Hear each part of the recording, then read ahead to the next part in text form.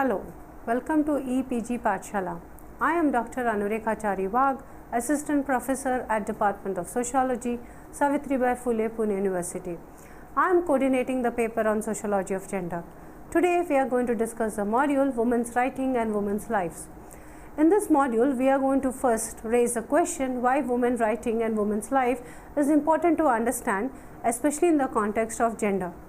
And as we know that this module has been written by Professor Vidya-mitra, a foremost feminist thinker in India, there will be a section on reflection of her own journey.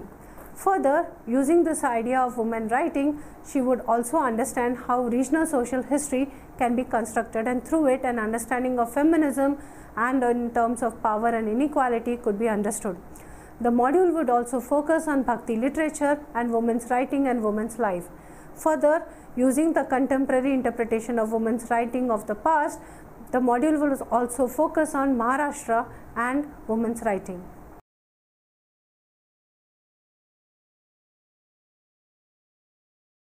Section 1. Why women writing and women's lives? When we get introduced to women's writing not only as literature but as a social document, we enter into the realm of feminist understanding of women's expressions, especially through their creative writings. Any written literature of women, and in fact oral expressions of women through ovis, abhangas, which have come to us through many centuries, can be read as texts of women's reflections on their lives in their times.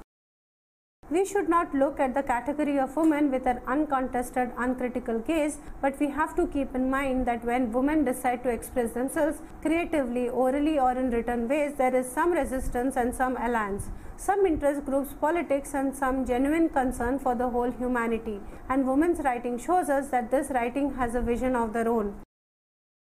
Their imaginations, their dreams, aspirations are not only confined to cooking and cleaning and nurturance and maintenance, though these are important areas of women's writings, but these writings directly or indirectly do comment upon the public sphere that is around them. Hence, it is very important to reread the past literature with contemporary feminist lens, which takes us into transformative politics. If we accept feminism as a political consciousness which tries to bring transformation in society ideologically and structurally, then we also understand that in the human society, in every epoch, power relations between men and women become specific and diverse. Inequality between men and women, which is based on sexual difference, is not natural and it gets constructed in human culture. Caste, race, class, religion, all these structures, when they get constructed, patriarchy is also a structure and ideology which gets constructed. Hence, patriarchy and gender are both constructed through women's sexual, social, economic, labor appropriation. The value of system of any society has male dominance as a superstructure, and women also internalize the same. In this situation, how women's self-consciousness or consciousness of meanness gets constructed is a complex quest, and we can look at women's literature to understand this process. Whatever women write can be reread and reinterpreted with the feminist consciousness, but when this writing talks about women's existence and search for totality of herself, we would call this expression as creative literature. Through writing, if women writers applaud only agency of women or victimization of women, we will not be able to see it as a creative literature. But if any writing by women tries to demystify women's body, if they try to bring out oppressiveness that creates victimization, and if any situation fractures body and mind of any woman, and it is written in the short story form or poem form, we can say that women writing is commenting about their situation in a critical way. Three major studies on women's images, Literally Women, Ellen Moore's A Literature of Their Own, Ellen Showalter and Mad Woman in the Attic, Sandra Gilbert and Susan Guber are important for students to understand the trajectory of women's writing. Section 2. My own journey. Friends, let us now turn to my own journey. As a daughter born in a family with middle class aspirations, the boys were sent to science and technology, and I was put into literature that took a combination Marathi-Sanskrit. All this was seen as natural and given. Finish your BA and get married to a foreign settled engineer or doctor, and then while raising your children in UK and USA, your literature background will help you to protect our culture. So said my parents and elders. Looking back at this life plan, traps set for me by people around me, I can see Now, both how in my caste and class location this was seen as the most suitable path, and how women alter, evade or overthrow such life paths set for them. I evaded this trap of studying literature to protect our culture by reading literature in a creative and innovative manner and using the new space of conjugality that love and intercaste marriages were opening up in the Nehruvian era. Of course, marrying into a Brahmin progressive family living in the heart of Mumbai metropolis with writers of children literature and producers of new mass-mediated women's program, the family had good cultural capital. Marriage provided the space for pursuing my studies in literature, to read, to write, thus complete my post-graduation in Marathi literature. In 1967, we studied literature in a compartmentalized descriptive manner, treating all that was pre-colonial as medieval and Bhakti, colonial as Marathi prose reborn with English incarnation, and thus modernity in Marathi literature was seen as a gift of the European Enlightenment. Studying and reading different literary texts several times remained at a verbal level, and a sense of creative discovery was lost in this process. The history of Marathi literature then became a matter of memorizing without contextualizing historical sages in the political economies that were shaping them. I felt vacuous and uneasy when I completed my studies and immediately joined as a part-time lecturer in the Anjuman Khairul Islam's Pune College, because I truly wanted to become a teacher and wanted to be connected with the students' community. Increasingly through this new job, I could see myself as a teacher. My students were all from poverty-stricken families, particularly Muslim families, who had to learn different Marathis and the cultures that go with it. The students were mostly migrants from drought-prone rural areas and were from the newly migrated working-class families in Pune city. Marathi literary texts which were taught to these students invariably needed decoding at various levels. Awareness towards standardization of Marathi language and its relation to the dialects like Dakhini, which my students spoke at homes, took me towards doing more research in language and linguistics. Marathi literary texts that I was handling as a teacher seemed far away from the everyday life of these students. These students energized me to transform received understanding and to read further, to interrogate canons. I wanted my students to think creatively and critically. This was the period of the magical 70s, where the new movements and collectives were emerging, and as a part of many of these initiatives, I began to more seriously and historically pursue questions of domesticity, housewifery, motherhood and companionate marriage. Dalit literature at that time provided moral stamina to encounter literary studies with many questions and interrogations. Here we must note that in the late 1980s, I participated in the project of documenting women's writing in India from different regional languages under the guidance and editorship of Susi Tharu and K. Lalita. The 2 volumes were published by the New York Feminist Press, but what was more enriching was the search for women writing, efforts to delineate not a unilinear but a meaningful tradition of the same became a preparatory ground for much research in the 1990s. The work on the 2 volumes in the Women Writing in India put together anthology taught us many things. We did not want to claim that women's writing was unique and special. We wanted to see why it was different and why it called for special attention.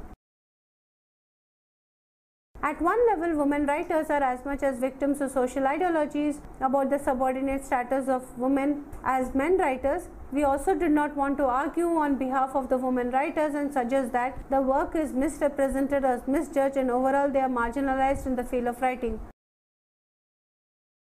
While working on this project, we as a group formed our answers in a tentative and a complex way. We should also think about women writers in the same way. They are part of the times and the society, and at the same time they are also reflective on the crises and suffocations that they face while becoming writers. Section 3. Women Writing and Regional Social History. In this module, we will take some of the Marathi women writers and their lives as examples of how we read literature and as a social document to have a sense of social history of the region.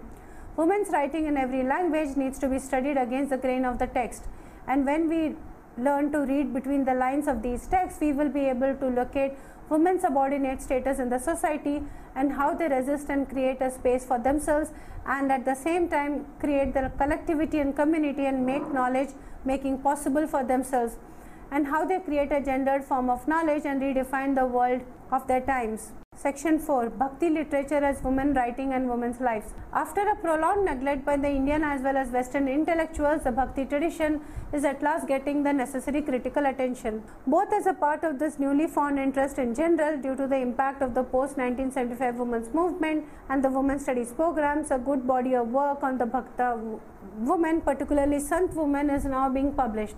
The search by contemporary feminism in India for indigenous roots and mobilization of the Bhakta women's poetry to fulfill this need is one such effort. It is fraught with several dilemmas. Nonetheless, one could see it as a part of a pattern in a range of fields in post-independence India which have turned the searchlight on past traditions in the quest for an identity. Spanning a period of over 5 centuries, the Bhakti tradition in Maharashtra began with a generation of sons like Dhyanadeva, Namdev, Muktabai and Janabai and reached its zenith with Tukaram and Bahinabai. Spread and impact covered the entire space of political, economic, culture and language occupied by the Marathi-speaking world and included even parts of Karnataka and Andhra. The sons entered almost every home through Vithoba, a domestic deity par excellence. Sons were very much a part of the peasant communities of the time. Jayant Lele notes that they were a community of active producers. Gyaneshwar explicitly rejects the renunciation of productive life and ridicules the claims of liberation through rejection of activity. The women of the period, especially those who were in search of creativity and freedom, realized that the doors of the Varkari Sampradaya were open to them. Eka Ramanujan clarifies that there are many kinds of bhakti, though we speak of it in singular. One way of looking at Bhakti movements is to see them as a counter system opposed to classical orthodox systems, say in their views about caste, gender or idea of God. For example, the Vedic gods are not localized, but in Bhakti they are worshipped in local forms in temples. The gods are as human as they are divine. Bhakti in Maharashtra has always remained a mainstream movement of peasants and artisans, offering a most potent source of the critique of Brahmanism. If we look at the variations in the expression of Bhakti, North India produced Nirguna, abstract Bhakti, where South India adopted Saguna, concrete Bhakti. Maharashtra represented the confluence of the northern and the southern traditions. One of the striking features in this context is the range of caste and occupations that came together within the Varkari Sampradaya. Their articulations were in the idiom of the caste-based occupation, their everyday life practices. Sena Navi, a barber, would carry his critique of caste discrimination by upholding his occupational skill. We are the barbers, we do hajamat minutely. Gora Kumbhar was from the potter community, Safta was a gardener, Chokha Mela was a mahar, Narhari was a goldsmith, Bahira came from Jatwet, Jagannath from the Vadabal subcaste. Gyaneshwar and his sister Muktabai belonged to the excommunicated Brahmin family. Namdev was from the Shimpi caste. His disciple Janabai from a Shudra caste was a part of Namdev's household as a bonded domestic servant. The community of saints in Maharashtra therefore was from the artisan and service jatis, and the Bhakta community included both men and women from the higher and the lower caste. The crucial feature of this formation therefore was the fact that every caste contributed its knowledge building process on equal terms. Right from Dhyaneshwar, all saints talk to him in a conversational mode. For Janabai, he becomes a helpmate in carrying domestic chores. Vithoba was no doubt a homely god. Varkari Sampradaya built up a strong egalitarian, democratizing, anti-hierarchical ethos of Vithoba Bhakti. Celebrating earthly joys, the Bhakti had a robust peasant and directness of expression. Almost in recent times, women Bhakti's writings were more often than not studied only in terms of literary expressions. The rigorous critique developed by them to challenge all kinds of caste and gender additional hegemonies were either altogether neglected or pushed into the background. In reality, Varkari women had dared to enter the Varkari movement as equal partners. They drew fearlessly from the domestic life world and wasted no opportunity to challenge the unequal order that subordinated them. We have a long line of women's saints full of radical intent, critique and expression. Mahadaisa, Baisa, Ausa and then Muktabai and Janabai, Soraya, Nirmala, Shaku, Premabai and Bahinabai. From the 13th to the 17th centuries, there is an uninterrupted tradition of radical women saints and Sant poets. Some of the writings of Sant women were translated and printed in the early 20th century. For example, Justin Abbott's preface mentions that the first printed edition of the 17th century Sant poetess Bahanabai's work was edited by Dono Umar Khane, which appeared in 1914 and was soon out of print. Eventually, in 1929, Justin Abbott published a translation of the chosen portions of her autobiography to introduce to the West a name there absolutely unknown but worthy of being known, as seemed best adapted to give to the English reader the thoughts of this Indian woman that found expression in verses nearly 300 years ago. It would be apt to say that this writing of woman's sense was seen for a long time, in fact up to 1975, only as a part of the spiritual realm, and women's sons like Muktabai and Janabai were treated as women who had already transcended the physiological division of humans into man and woman. But in this process it was ignored that women's sense were very much a symbiotic part of the Warkari masses. They were also a part of the social historic reality of the Marathi speaking region. After the rise of the women's movement in India, gender-sensitive academic and political discourses made conscious efforts to write women into history. Initially, women's sons were treated as add-on to the list of the male sons. Muktabai, Dhyaneshwar's sister, was designated at one level as Mahayogini, highlighting a spiritual status, but her very complex writing is yet to be analyzed seriously. Thus, these historical accounts did not recognize the agency of women's sons. However, mainstream history was preoccupied with women in early India as enjoying a high status, a position of honor and dignity. This homogenization had created a category of women in India, with Gargi and Maitri being seen as exceptional women seers and knowledge makers. The predominance of this homogenized category further blurred the agency of Sant women of the medieval period. Their expressions were relegated to the sphere of bhakti as only devotion, contrasted to the sphere of knowledge. Women's lives as well as writings were either not contextualized or rendered a tokenist treatment. There has been serious controversies as to whether there was one Dhaneshwar or two. Namdev is acknowledged for his organizational brilliance and skills, but the women's sense were always clubbed together with male sense as their dependents. As I have observed elsewhere, we always talk of Mahadaisa of Chakradhar, Jani of Namya, Little Muktai of Dhaneshwar, Bahinabai of Tukaram. This is a classic instance of how the hegemonic order manages to reappropriate emancipatory drives for its own legitimization. As a result, as late as 1957, Neera Desai acknowledged the Bhakti movement as an important movement, but concluded that the Bhakta's total conception of woman's status was not quite free from the admixture of then prevailing attitude towards womanhood. Hence, in her opinion, the overall effect of the movement on the woman was rather limited. During the 1980s, in the overall context of the gender politics, the second wave women's movement in India, there seems to be a proliferation of scholarly writings of Sant women. A.K. Ramanujan in 1973 translated love poems and published the classical Tamil anthology. In 1989, he talked extensively about Sant women in an interview for Manushi. He began studying the detailed history of Mahadevaika, a Veerasaiva woman, and an extraordinary picture emerged before his eyes. He saw marriage as an issue in the lives of Indian women, since in a way it was not for male sons, both upper and lower caste. He saw women going through 5 phases: early dedication to God in the form of a particular deity, denial of marriage, defying social norms, initiation by the Guru, and marrying the Lord.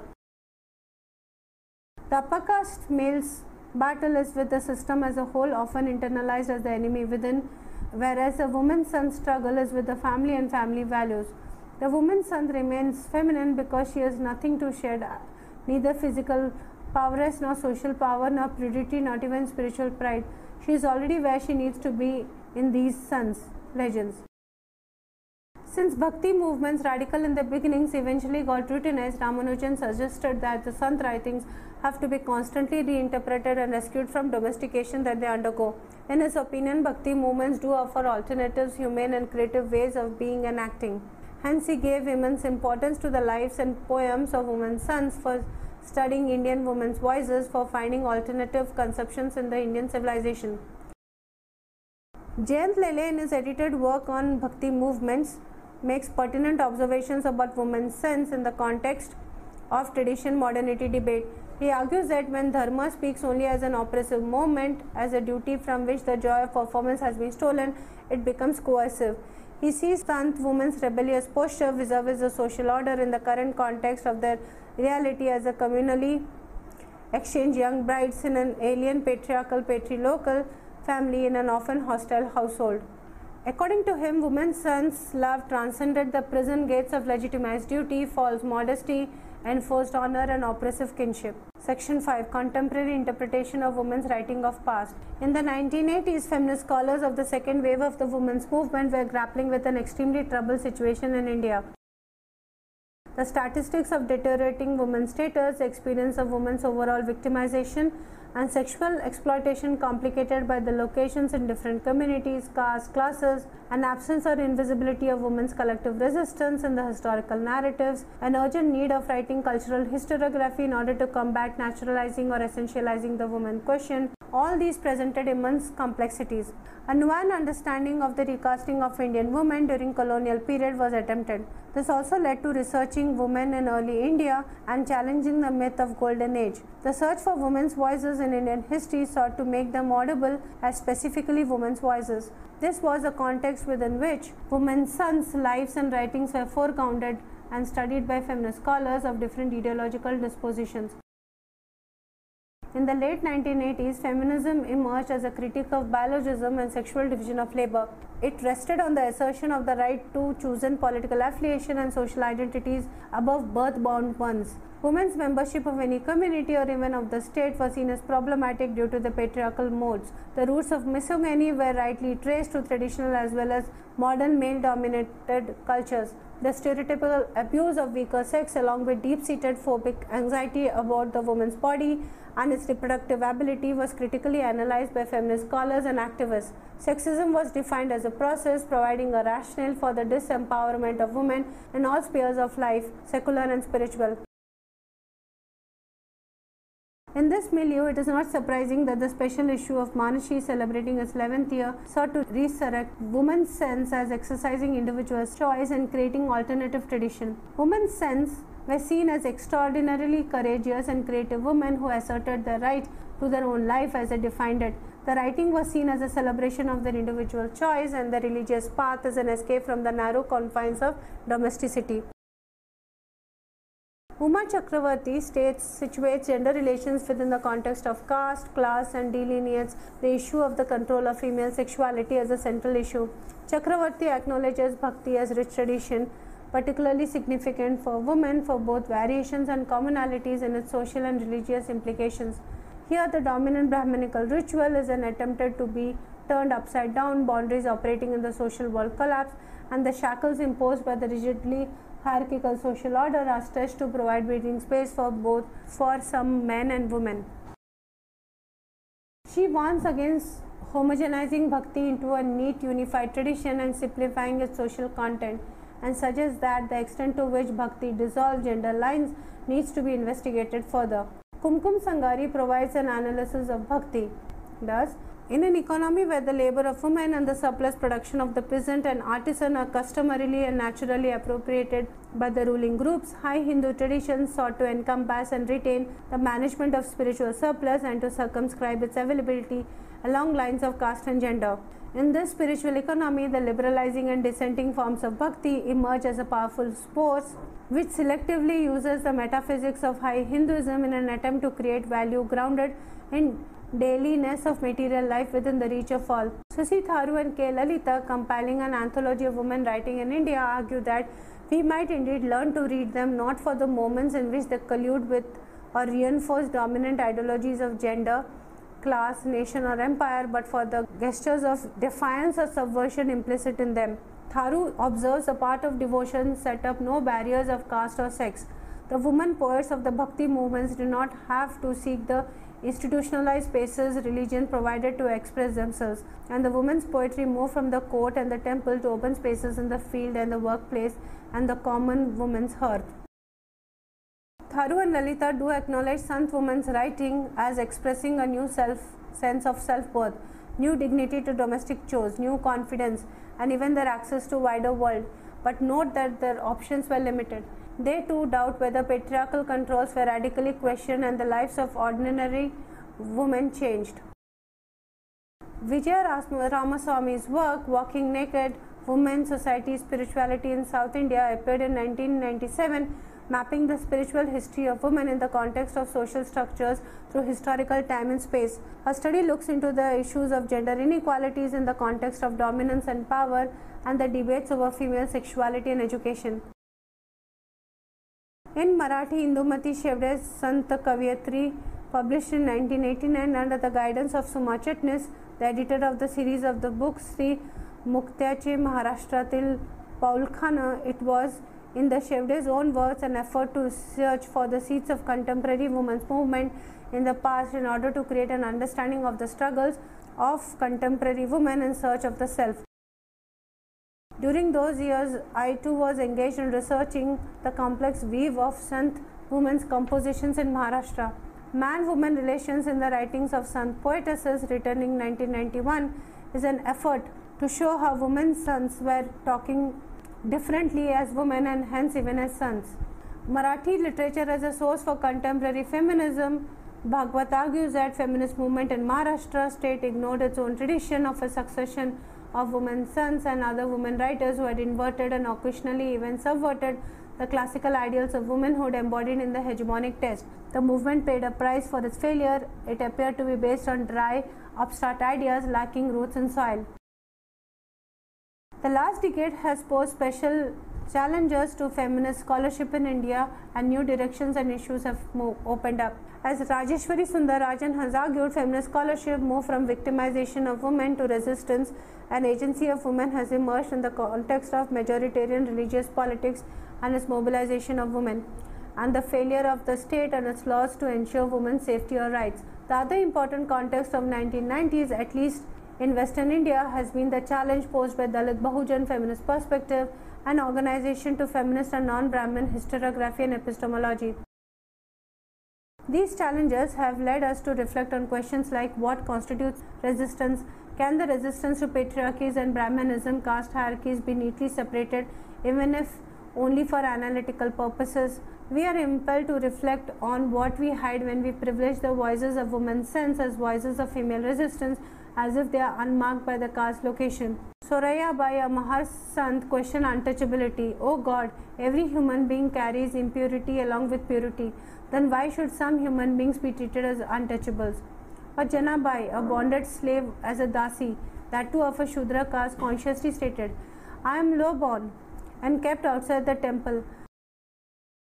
Her declaration that Chokha Mela, the Mahasant, was only true Vaishnava is important in her understanding as a member of the Varkari community. When we read their voices as voices of specifically female resistance, we edit out the fact that early feminism in India had Dalit Bahujan beginnings and these women were resisting the principles of Brahminical patriarchy. In fact, their consciousness expressed through their poetry spanned different locations of gender and caste and thus offered a universalist and humanist critique of oppression. No doubt there have been important feminist historical research and emancipatory interpretations of the life of the woman since. However, the caution that most feminists express about reading too much into these voices may at least partially be explained by the fact that there has been very little work on the living tradition. The meaning that these women's sons have in the lives of contemporary Bahujan women, as well as the co-option of egalitarian tradition by the latter, needs documentation. The imprint of egalitarian practices from Varkari movement in the literature of the early decades of the 20th century are apparent, for instance, in the autobiographical accounts of Dalit women. I would suggest, therefore, that essentialization of Sant's women's writing, as women's writing has often rendered invisible the resistance to Brahminical patriarchy, and this needs to be brought to the foreground. I do not suggest thereby there is some ready-made indigenous Dalit Bahujan feminist solution in Sant women's writing that can deal with multiple patriarchies of the contemporary situation. Analysis of Bahinabai's contributions can help to explicate the argument in this context. As Dilit Chitre notes, the crisis that arose in Bahinabai's life was noted simply as Bhakti of the God versus duties of the Pativata kind. Her struggle was a complex weave of questions of Varna hegemony, self-perception of Brahmanism, true meaning of the Veda and the discipline of ritualism. This Marathi Brahmin woman changed the conservative frame of mind of her husband, redefined the concept of Prativata Dharma from loyalty to pursuing a higher goal for both men and women, and chose a Shudra Guru and actively participated in the Varkari Sampradaya. In university courses in Marathi literature, we are taught to read her text and underline her skills in drawing a balance between the fulfillment of wifely duties and achievements of spiritual excellence. The context of her times was thus completely lost. She thus redefines the concept of a Brahman not as born but as one who understands truly Brahma, and that truth is universal for the whole humanity. Bahina challenges Brahmanical patriarchy through a subversion of meanings of pillars of coercive duties. A Brahman is karma, that is active intervention. Wifely duty for her is recognizing her own self, and she takes a Shudra Guru and challenges the very presence of God in Brahmanism. Bahinabai lived on for many years after her husband's death and worked till the end of the suffering of the Varkaris. She actually managed to convert her husband to the Varkari sect and persuaded him to accept Tukaram as his guru. I suggest that the women's sense were very much part of the struggle of the early modernity of India, and hence the struggles and negotiations which in their cultural context will have to be understood and reinterpreted as emancipatory cultural histories. Drawing them out solely as women's voices often excludes their agency in challenging political priesthood of their time and blurs their historical relevance as early voices against Brahmanical patriarchy. Maharashtra and women writing today. Finally, I would like to conclude this by stating that a lot is happening in Marathi literature as far as women's writing is concerned. Many women writers are writing bravely, openly and in different genres. They write plays, short stories, long stories, poems, novels and even essays. They appear on various channels and are actively participating in different political parties, and truly there is a lot of visibility and presence for women across caste and classes and communities. In short, ghettoizing women's writing and magazines as a limited world of women by women, of the women and for the women will not do any justice to the contemporary world of writing of women. Essentializing women is a dangerous trap of identity politics, and we need to be wary of this danger. For a long time, one question haunts my mind. In the earlier time, Tarabai Shinde ended her life alone, almost like a crazy mad woman. Pandita Ramabai, with so much brilliance, ended up in Khedgaon, almost in the ashram, very lonely as if in exile without much support. Anandibai Joshi, after having succeeded in her achievement in the medical field, faced illness and ended her life without completing her mission as a doctor who wanted to use her knowledge and provide services to her sisters. I see a similar pattern in almost every decade. Women who dare to intervene in the Indian context in the rigid framework of patriarchal structures end up either in insanity, suicide or infantilization. As a result, in India, women's creative contribution is invariably invisibilized, or if recognized, they must have the sanction of great dynasty and the upper caste background.